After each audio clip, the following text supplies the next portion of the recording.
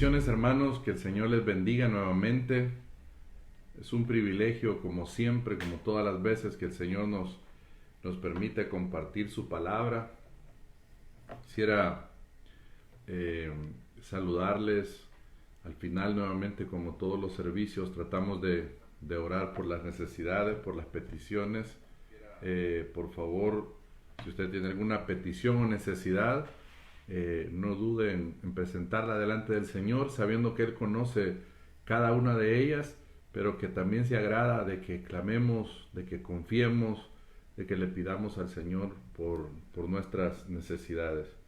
Eh, esta noche me bendice a mí. Quisiera continuar en este estudio de la palabra del Señor como todos los días jueves. Hoy nos corresponde hablar sobre la iglesia en Tiatira. Así que me gustaría que se fuera ubicando en el libro de Apocalipsis, y desde ya saludando a los que se van conectando o se han conectado ya, que el Señor les bendiga y les añada fuerzas, que derrame bendiciones sobre sus vidas. Hay una gran verdad, hermano, que Dios no nos deja solos y que está con nosotros donde quiera que nosotros andemos o estemos. Amén. Entonces yo quisiera, al final, tal vez me voy a tomar un tiempo para saludar a los que tal vez en ese momento estén conectados y poder orar y bendecirlos. Eh, Así que quisiéramos aprovechar este tiempo. Acompáñenme a Apocalipsis capítulo 2, verso 18. Hoy vamos a estudiar, vamos a hablar sobre la iglesia, este mensaje a la iglesia en Tiatira. Eh, Son 12 versículos, es la carta más larga, como lo vamos a mencionar. Así que yo quisiera que me acompañaran en el capítulo 2 de Apocalipsis y verso 18. Lo otro interesante es que con esta iglesia cerramos el capítulo 2. Nuevamente abrimos el 3, pero seguimos hablando de las iglesias. Nos faltaría la iglesia de Sardis, Filadelfia y la Odisea. Así que para cerrar con las 7 iglesias, que es impresionante todo lo que hemos estado descubriendo de estas iglesias. Dice el versículo 18: y escribe al ángel de la iglesia en Tiatira, el Hijo de Dios, el que tiene ojos como llama de fuego y pies semejantes al bronce bruñido, dice esto: yo conozco tus obras y tu amor y fe y servicio y tu paciencia, y que tus obras postreras son más que las primeras. Pero tengo unas pocas cosas contra ti, que toleras que esa mujer Jezabel, que se dice profetiza, enseñe y seduzca a mis siervos a fornicar y a comer cosas sacrificadas a los ídolos. Y le he dado tiempo para que se arrepienta, pero no quiere arrepentirse de su fornicación. He aquí, yo la arrojo en cama y en gran tribulación a los que con ella adulteran, y si no se arrepienten de las obras de ella. Y a sus hijos heriré de muerte, y todas las iglesias sabrán que yo soy el que escudriña la mente y el corazón, y os daré a cada uno según vuestras obras. Verso 24. Pero a vosotros y a los demás que están en Tiatira, a cuantos no tienen esa doctrina y no han conocido lo que ellos llaman las profundidades de Satanás, yo os digo, no os impondré otra carga, pero lo que tenéis retenedlo hasta que yo venga.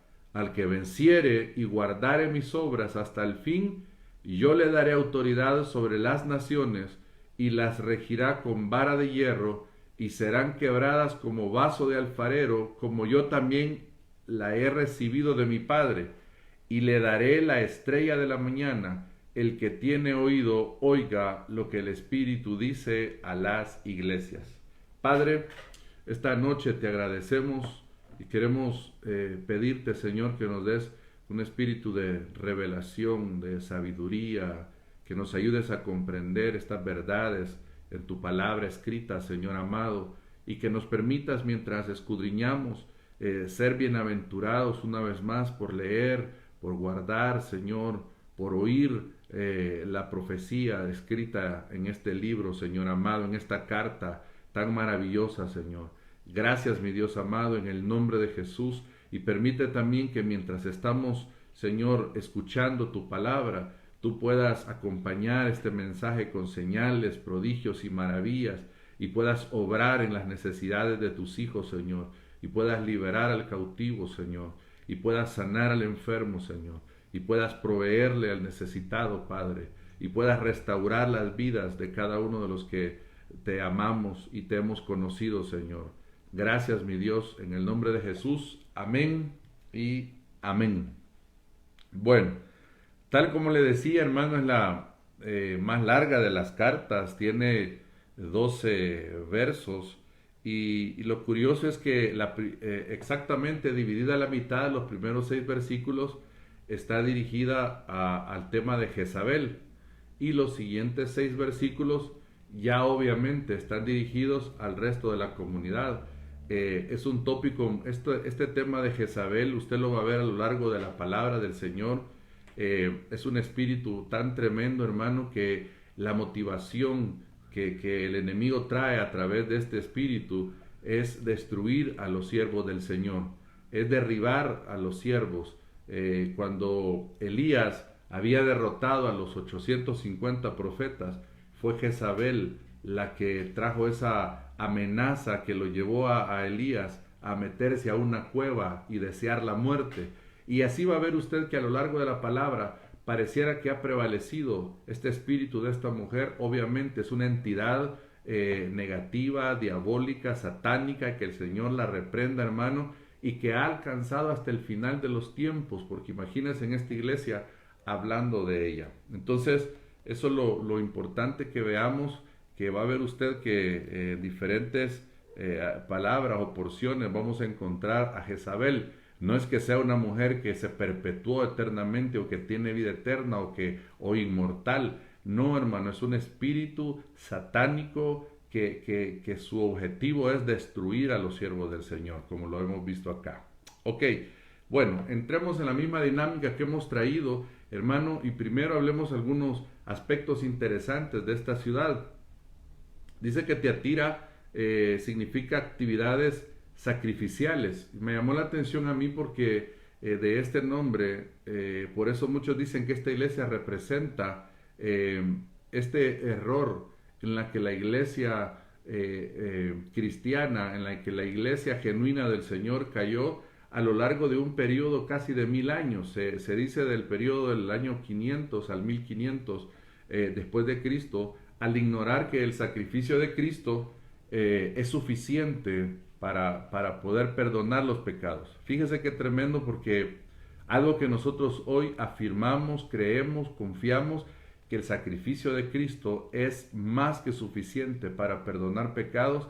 Hubo este paréntesis y dicen algunos que está representado por esta iglesia, es un paréntesis más o menos de 1000 años, en donde se le empezó a diluir la fuerza del sacrificio de Cristo. Y eso lo va a ver usted, hermano, que todas estas cosas, aunque hablemos de periodos en la historia, muchas de estas cosas se están repitiendo hoy en día. Pareciera que a la vez, como vimos en su oportunidad, estas iglesias a la vez representan diferentes momentos de la historia, pero también representan diferentes tópicos que se están dando en la vida de la iglesia.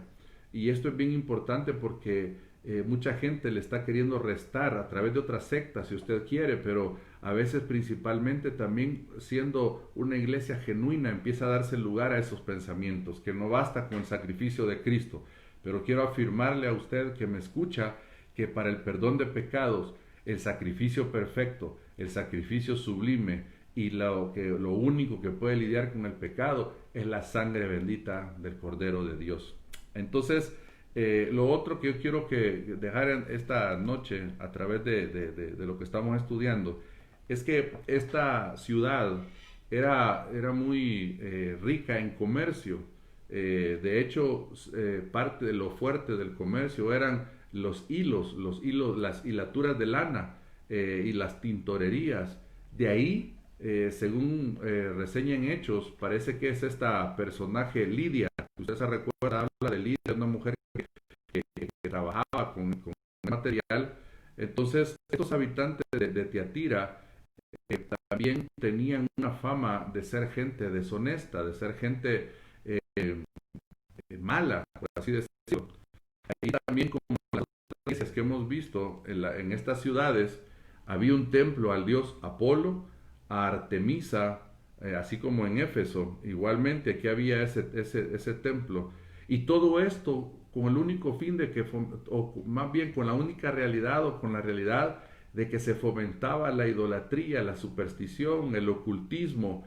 Usted va a ver ahí, por eso es que se menciona las profundidades de Satanás, porque normalmente, hermano, la influencia del enemigo siempre va a llevar a lo oculto, a lo oscuro, a un...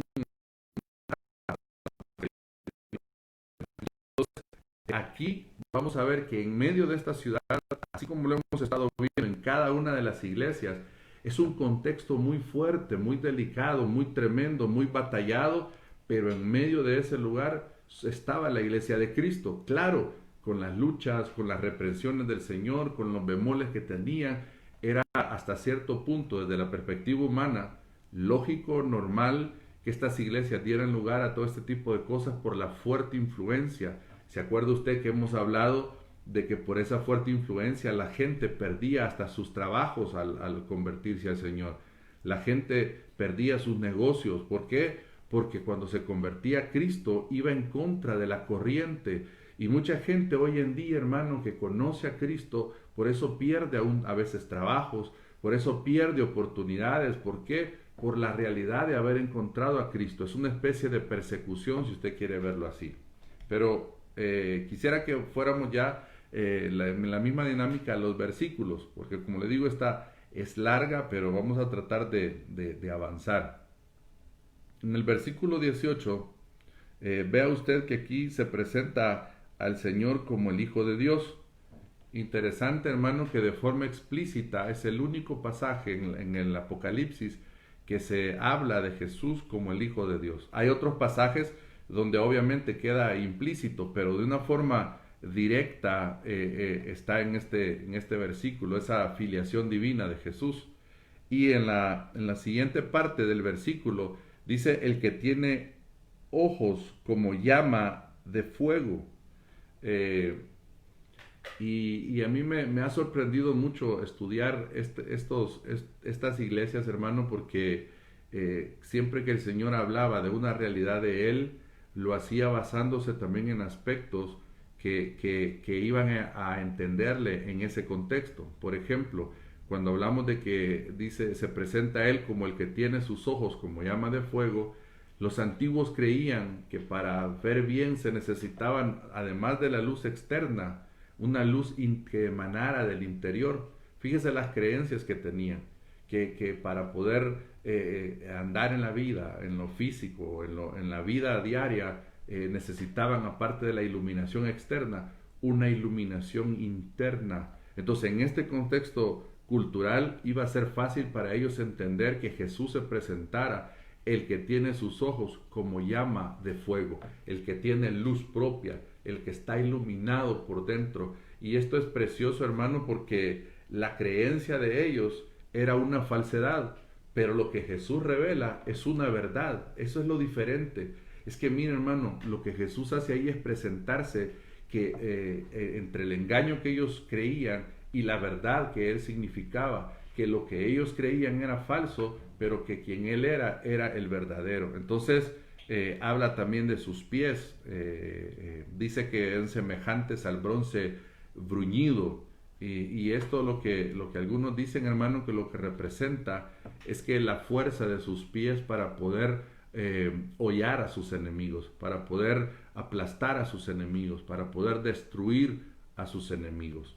Pero ya en el versículo 19 hay elementos, hermano, que yo le he dicho, nos faltaría mucho tiempo para ir como que parte por parte. Hay algunos detalles que se nos van quedando, pero lo importante es que usted pueda continuar ahondando, buscando más elementos, y por causa del tiempo no podemos abordarlos a plenitud. Tampoco es un estudio exegético al 100%, etcétera, sino que más bien es destacar elementos de cada uno de estos versos que nos puedan traer una ilustración, una enseñanza, pero a la vez, hermano, cuando le digo una enseñanza, de vida, pero a la vez un aprendizaje de lo que la palabra establece.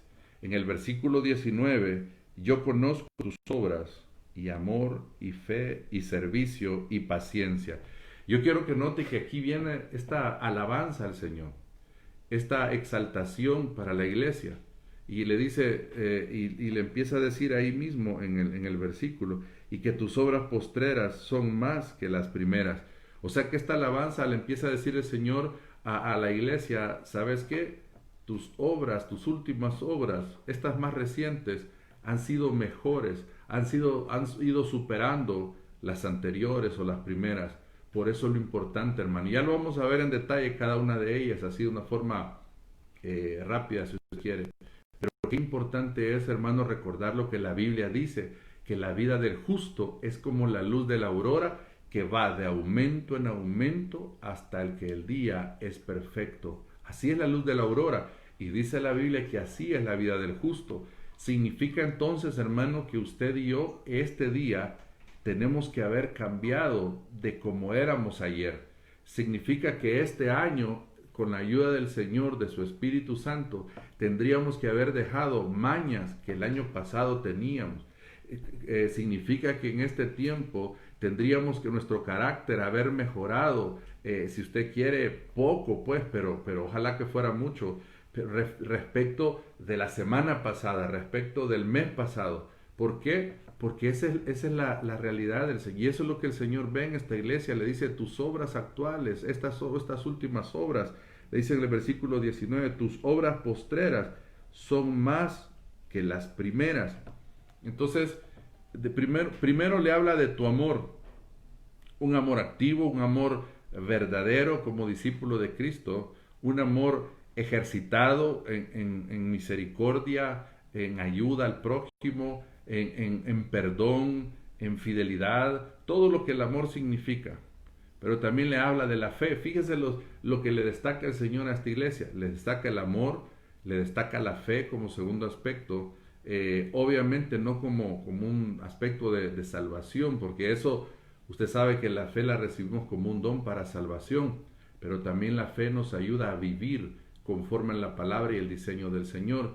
Entonces aquí la fe está destacada más bien como sinónimo de fidelidad, de lealtad, de constancia en el Señor. ¿Qué es lo que está diciendo el Señor? Mira, destaco tu amor, tu fe, sinónimo de fidelidad, de lealtad, de caminar. Hermano amado, algunos, tal vez usted no me dejará mentir en esto, algunos que quizás comenzaron antes que usted, que quizás lo vio usted antes en las cosas del Señor, ya no están.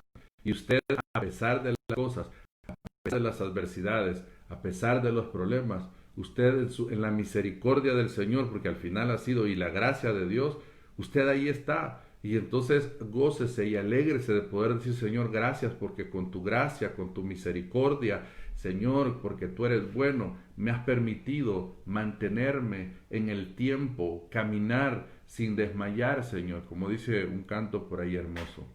También le habla del servicio. Y fíjese, hermano, que hay un hombre de Dios que es llamado Grau, de apellido Grau, dice que el servicio, y yo quiero que ponga atención en esto de manera especial, dice Grau que el servicio es el amor en acción. Esto es bien importante, hermano. Servicio es más que un trabajo. Servir representa algo más que el simple hacer. Dice que requiere comprensión, disponibilidad, ternura, atención, etcétera. No es una mera actividad, pues el servicio es algo más complejo, más completo, más grande, más sublime. Y venía a mi mente en este momento, hermano, aquel pasaje cuando eligen a los diáconos. ¿Se recuerda usted en el libro de los Hechos? Escogen a aquellos diáconos para servir las mesas. Pero es impresionante que para el servicio que iban a desempeñar necesitaban estar llenos de fe, de sabiduría, del Espíritu Santo, de buen testimonio. Es decir, vea usted que el servicio no solo es un mero hacer, sino que es un concepto más sublime. Por eso le vuelvo a repetir lo que decía este personaje. El amor el servicio es el amor en acción. Y Campbell Morgan dice que hacer mucho sin amor no es servicio, sino vanagloria. Interesante. Hacer lo que nos gusta, pero no lo que necesita el prójimo, no es servicio, sino vanidad o egoísmo. Estar dispuesto a dar un banquete, pero no un vaso de agua fresca, no es servicio, sino soberbia. Qué tremendo, hermano. Entonces, vea usted cómo el servir no solo es un mero acto de que yo me pongo de pie si me toca en la puerta, si soy ujier, si soy diácono, si me toca la alabanza, no solo es un mero tomar un instrumento, etcétera. Y así puede aplicarse aún al que predica. No solo es predicar y esto vaya a cumplir, pasó la hora de la predicación, ya estuvo, va más allá. Y también le destaca la paciencia. Y la paciencia habla de un espíritu de perseverancia alegre, viene de esta palabra hupomone, que quiere decir eso, es un aguante alegre, es una perseverancia alegre, de paz, que se mantiene firme aún en medio de las dificultades. Entonces vea la exaltación que el Señor hace de esta iglesia. Ahora, lo tremendo es esto, en el versículo 19 le dice todo eso, yo sé que estás haciendo las cosas muy bien, en este sentido, en este, y le enlista la fe, la paciencia, el servicio, etc. Pero en el versículo 20 viene el reproche. Pero tengo unas pocas cosas contra ti. Y esto tengo contra ti.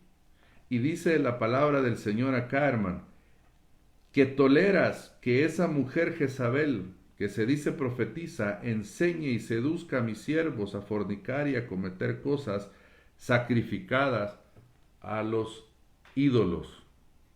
No vamos a entrar a hablar mucho de esta mujer Jezabel, solo voy a destacar algunos elementos. Por ejemplo, a sí misma ella se autodenomina profetiza. Esto es bien delicado, hermano, porque cuánta gente se autoproclama en un ministerio, en un servicio, en un privilegio. Y yo sé que muchas veces la intención, el deseo de servir al Señor es fuerte y el anhelo y hay que tener eso y hay que servir y hay que estar dispuesto. Pero también debemos entender algo. Si Dios no nos llama, no nos metamos nosotros. Si Dios no nos delega, no nos deleguemos nosotros. Si Dios no nos envía, no nos movamos nosotros. Yo sé que a veces eso puede sonar a excusa para muchos. Yo si no se me ha aparecido un ángel, por eso no sirvo. Si Dios no me ha hablado, yo por eso no. Yo sé que puede muchas veces tomarse para el otro extremo. Pero dejando esos extremos, yo quiero decirle algo. Esta mujer a sí misma se llamaba profetisa, pero lo que enseñaba era engaño a los siervos del Señor. Porque ¿qué les enseñaba? A que forniquen, dice, a comer cosas sacrificadas a los ídolos. O sea que la enseñanza de esta mujer o de este espíritu perverso era desviar la atención de los siervos del Señor. Lo otro también que es bien interesante, hermano, es que esta palabra que dice acá la Biblia y que enseña, viene de la palabra griega didascalía. Y esta es una enseñanza, hermano, que cuando usted la busca en la palabra del Señor, está referida únicamente a los ministerios doma, a los ministerios primarios, específicamente al ministerio apostólico. Entonces, lo que esta mujer estaba haciendo era usurpando un lugar que no le correspondía, tomando una posición que ella se había auto brindado o auto establecido. Entonces, muy, muy delicado esto, hermano, porque mucha gente caen en ese error. Entonces piensan que por un título que puedan tener, mire, hay que hablar lo que es, hermano. Los títulos Dios los da también. Los títulos no es algo incorrecto. Hay gente que se va al extremo y dice, no, yo por eso no, los títulos no, porque yo mejor que me vean. No, no, hermano, es que no podemos negar que el Señor mismo dice que llamó a 12 y los estableció y los llamó apóstoles. Él les dio los títulos. Dice Efesios que a uno les dio el ser apóstoles, a otros pastores, a otros maestros, a otros evangelistas, etc. Entonces, por un lado, es Dios el que da los títulos y obviamente si da un título es porque da la función. Entonces, el problema acá era que ella se autoproclamaba en esa función. Entonces, ¿cuántos ministerios hay ahora? Ministerio aquí, ministerio allá, y Dios no lo llamó. Es bien delicado, hermano, es bien eh, tremendo las consecuencias que pueden venir de parte del Señor. Y habla de la seducción que tenía en la congregación. Ahora, el punto acá, hermano, es el engaño era tan sutil porque dice acá, hermano, este hermano que escudriña esto, que una cosa era, ese era el pensamiento del engaño. Una cosa era comer viandas sacrificadas a los ídolos y otra participar en los banquetes idolátricos. Fíjese, hermano. Para mí es lo mismo exactamente, pero ellos hacían una diferencia, o por lo menos esta corriente, esta enseñanza. Así hay muchos ahora, hermano, o pudieran haber muchos, que dentro de la iglesia cristiana, que profesamos la fe cristiana, pero por ejemplo, hermano, vemos que el negocio, la vida social, la política, mis diversiones, todo lo demás, el mundo hace eso, pero la iglesia no podemos hacer eso, hermano. Usted es hijo de Dios de día y de noche. Usted es siervo de Dios en su casa, en la iglesia o en el trabajo. Usted es un enviado del Señor aquí y en la China, como podríamos decir en buen salvadoreño. Entonces muchas veces hacemos un divorcio entre lo que somos en las cuatro paredes de un templo, que nosotros así le llamamos, y otra cosa lo que somos fuera de ese lugar, de ese santuario. Y eso es el engaño en el que caían ellos, tan sutil como eso. Entonces dentro de la iglesia, dentro de la organización física, entonces ellos pueden expresar algo espiritual, pero fuera de ahí era algo, ese era el engaño sutil que tenían estos. Ahora, vayamos avanzando acá, porque dice, hermano, que el Señor a esta mujer le ha dado tiempo para que se arrepienta, en el versículo 21, pero en el verso 22 dice que he aquí yo la arrojo en cama y en gran tribulación a los que con ella adulteran, si no se arrepienten de las obras de ella. Importante es ver esto. Número uno, la oportunidad que el Señor le da a pesar de lo que estaba haciendo esta mujer Jezabel, a pesar del daño que provocaba, a pesar de la influencia negativa que tenía, la gracia y la misericordia del Señor le da la oportunidad para arrepentirse. Pero dice en el verso 22 que ella no quiso atender a ese llamado. Así hay mucha gente, hermano, que el Señor está llamando hoy a que se arrepienta y no quieren, dicen que no, y así es también gente que se está muriendo y le dicen, pero tenés que recibir al Señor, cree en el Señor, y no quieren y no quieren. Entonces viene el Señor y lo que dice ante esa impenitencia de ella, ante esa negativa de ella, dice que le trae estos castigos que están en los versículos 22 y 23. Dice que la arroja en cama. Y es curioso porque esta frase que dice este hermano es, el castigo es justo y apropiado, porque ella incitaba a tenderse en el hecho del placer, pero el Señor la castiga a tenderse en el hecho del dolor. Mire qué importante y qué tremendo esto. Esta palabra cuando dice que la arrojo, que dice acá en el versículo 22, que dice la arrojo en cama, lo que quiere decir es, está en un presente y que indica que no se va a levantar si no se arrepiente. Es decir, esa condición va a continuar hasta que se arrepienta. Pero como ya decidió no arrepentirse, va a permanecer en esa condición. Qué duro es, hermano, tener esa necedad, no aprovechar la misericordia y el perdón y la gracia del Señor. Y dice además, y a los que con ella adulteran, los arrojo a una tribulación, también los pone en este mismo situación delicada. Y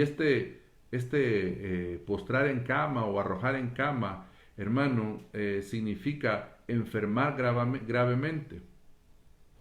Dice que también a sus hijos, en el versículo 23, los va a herir de muerte. Este herir de muerte es un hebraísmo que significa van a morir de peste, les va a llegar una peste. Hermano, por eso el Señor le dijo al pueblo de Israel cuando les dijo, y si ustedes me obedecen, y si ustedes ponen por obra la palabra que yo les doy, ninguna de las plagas que vinieron a Egipto se las enviaré a ustedes. Hermano, qué importante es darnos cuenta que Dios está previniéndonos al pedirnos, al demandarnos que le obedezcamos a Él, es para nuestro bien, es para que las cosas que vienen para el mundo no vengan para nosotros como iglesia del Señor. Entonces, en el versículo 23 dice, y todas las iglesias sabrán que yo soy el que escudriña la mente y el corazón, y os daré a cada uno según vuestras obras. Entonces, todas las iglesias iban a darse cuenta de las consecuencias que trae el no recibir la misericordia del Señor. Que todas las iglesias se iban a dar cuenta las consecuencias de no arrepentirse. Imagínense, hay una versión que no dice mente y corazón, sino que habla de riñones y corazón.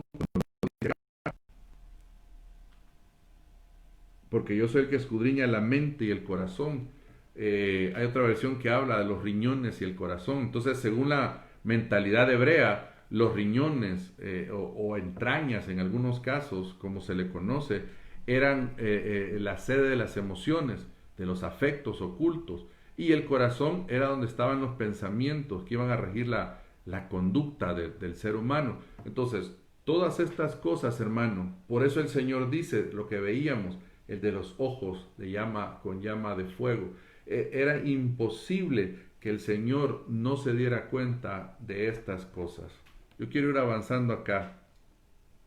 En los versículos 24 y 25 dice la palabra, pero a vosotros y a los demás que están en Tiatira, a cuantos no tienen esa doctrina y no han conocido lo que ellos llaman las profundidades de Satanás, yo os digo, no os impondré otra carga, pero lo que tenéis, retenedlo hasta que yo venga.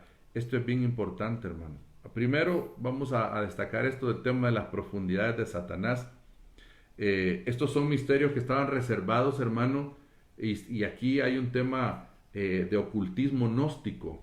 Estos misterios implicaban una emancipación significa un desligarse, un soltarse de la moral cristiana. Hay un principio gnóstico, hermano, que era el que regía, y es todo es lícito a los perfectos. Fíjese qué principio más absurdo bíblicamente hablando. Este principio gnóstico, todo es lícito a los perfectos, es lo que lo llevaba a meterse a las profundidades de Satanás, entre comillas, pero lo que estaban haciendo es abandonando la moral cristiana, abandonando la palabra, abandonando la verdad del Señor y dar lugar a un ocultismo y dar lugar a aspectos, hermanos, contrarios al Señor. Hoy hay mucha gente, hermano, que entre comillas, por madurez, damos lugar a un montón de cosas, aún a lecturas de libros que no nos es lícito, hermano. Mire, yo sé que a veces uno dice por cultura general, voy a leer sobre el satanismo, voy a leer sobre esto, y si a usted le gusta leer muchos libros, hermano, pues devore la Biblia en primer lugar, lea la palabra, léala de pasta a pasta, y no va a necesitar mayor información que la que ahí está. Y si acaso ya leyendo de pasta a pasta, y usted dice, hermano, yo leo de pasta a pasta la Biblia y sigo, y quiero leer otras cosas, pues hay libros muy buenos también que puedan acompañar y que desarrollan aspectos de la palabra. Pero lo tremendo es, hermano, que este principio gnóstico está calando en mucha gente.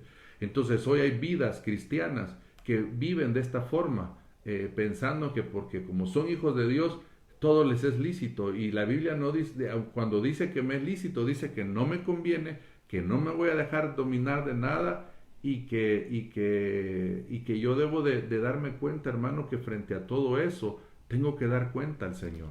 Estos errores doctrinales traían una práctica de libertinaje, de independencia a la autoridad, había un falso misticismo, etcétera. No quiero ya ahondar en esto porque creo que con lo que le acabo de decir está bastante claro. obviamente, hermano, aquí el enemigo sacaba provecho. Imagínese cómo iba evolucionando, porque en Esmirna se habla de que el diablo operaba desde la sinagoga.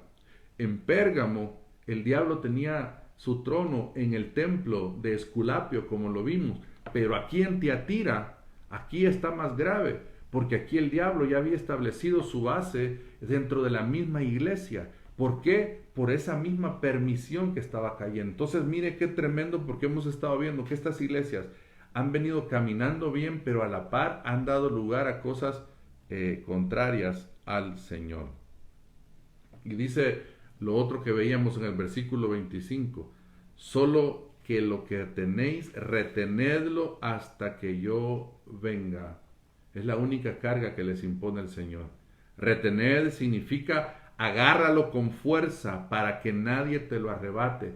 Hermano, hay verdades escriturales, hay experiencias que hemos tenido con el Señor que se han arraigado en nosotros, que sabemos que el Señor es bueno, que el Señor es nuestro Salvador, que fuera de Él no hay nadie, que Él es el autor y consumador de la fe, que fuimos salvos por la gracia y misericordia del Señor, hermano, que Él viene por segunda vez y que Él va a juzgar a vivos y muertos, hermano, y que Él va a establecer su reino eterno y que el cielo y la tierra pasarán. Pues todo ello hay que retenerlo, hermano, que nadie nos quite, que nadie nos arrebate la corona.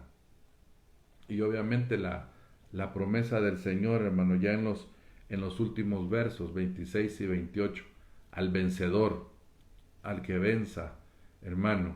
Entonces le promete autoridad sobre naciones, le dice, mire qué glorioso esto, hermano, otorgada por el mismo Señor. Y esta autoridad habla de una vara de hierro que quiebra los vasos, dice, y también habla de que dará la estrella de la mañana. Entonces, estas dos promesas hechas al vencedor y al que persevera hasta el fin, obviamente es aquel que ha agradado al Señor, es aquel que ha dejado lo que tiene que dejar y ha permanecido en lo que tiene que permanecer. Entonces, la promesa de acá es contrarrestar la influencia pagana, el falso culto o el culto extraño a muchas situaciones, hermano, que no son el Señor, ni siquiera que se le parezcan. Y hay que revisar, porque muchos de nosotros, hermano, le voy a poner un ejemplo muy sencillo que viene a mi mente. Nosotros a veces como cristianos, hermano, le hacemos reverencia a un santuario más que al Dios de ese santuario. Le hacemos reverencia más a una posición, a un privilegio, que al Dios de ese privilegio.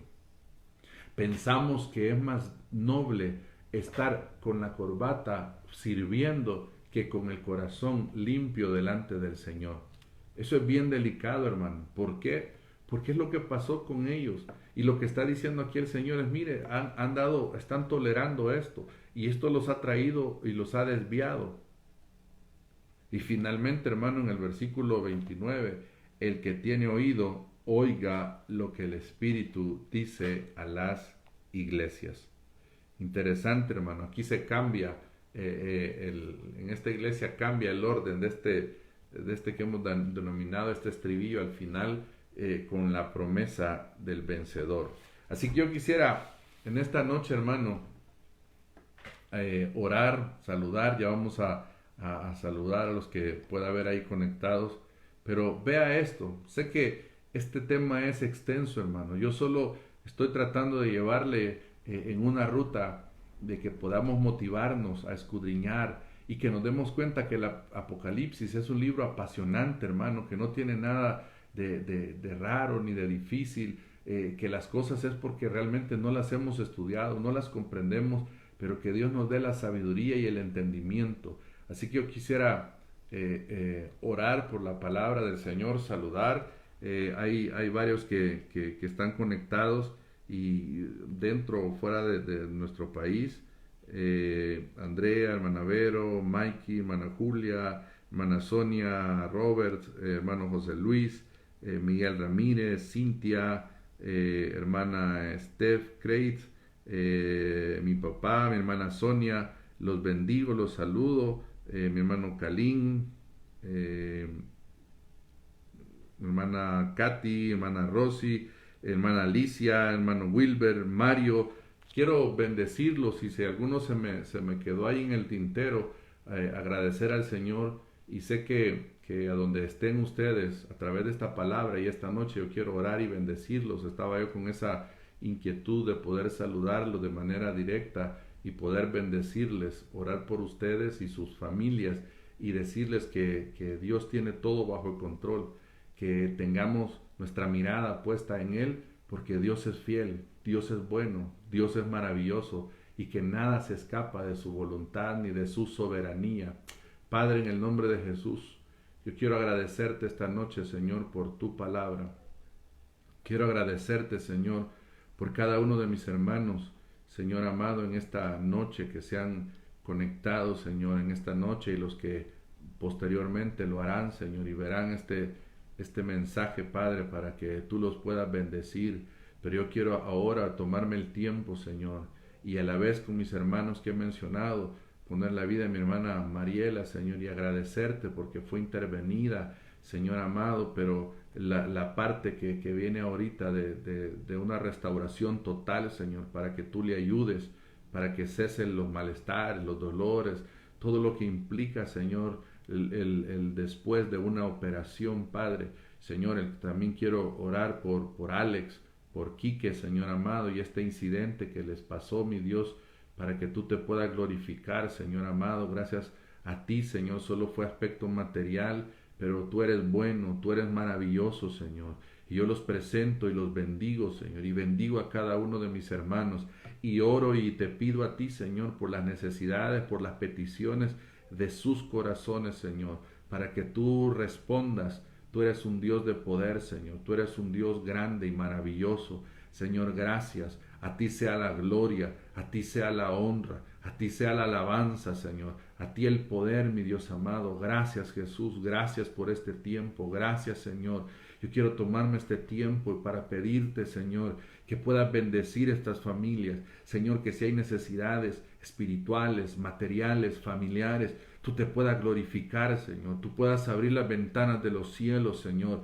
En medio de los tiempos que vivimos, Padre, esta pandemia ha afectado mucho, Señor, en muchos sentidos. Uno de ellos lo económico.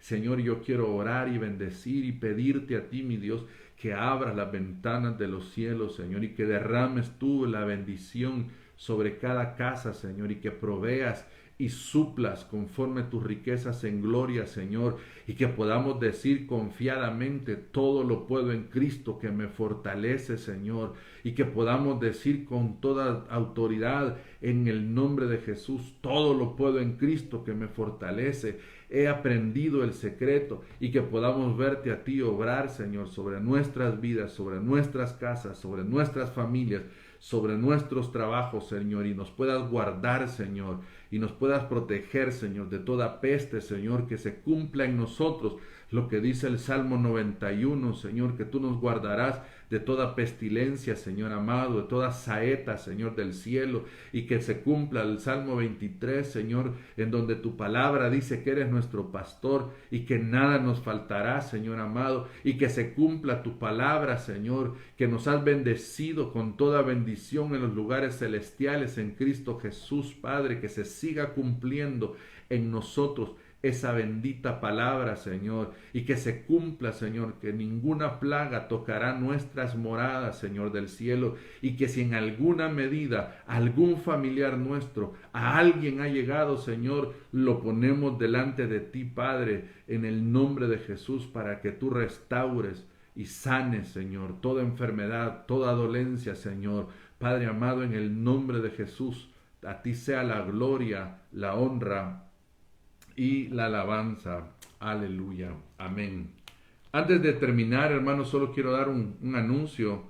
El día sábado, esto es para la iglesia local, pero cuando hablo de iglesia local, obviamente la iglesia en línea que estamos ahora, vamos a tener una reunión en Zoom. No solo la primera fue una reunión que especificamos que era para servidores, pero estaba abierta.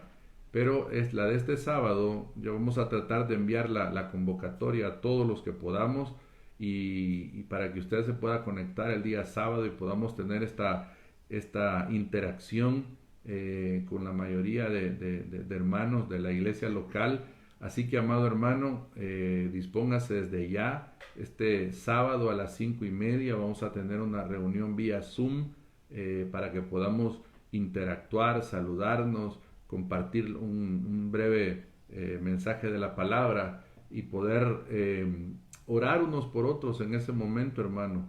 Y agradezco al Señor por cada uno de ustedes, por su servicio, su entrega, por aquellos que están dispuestos, sabiendo que en medio de los tiempos que vivimos, a ir a trabajar, etcétera, sabiendo que Dios los cuida. Así que los bendigo y estamos con la ayuda del Señor el día sábado, y en nuestro culto el día domingo estamos en culto normal. Dios me los bendiga.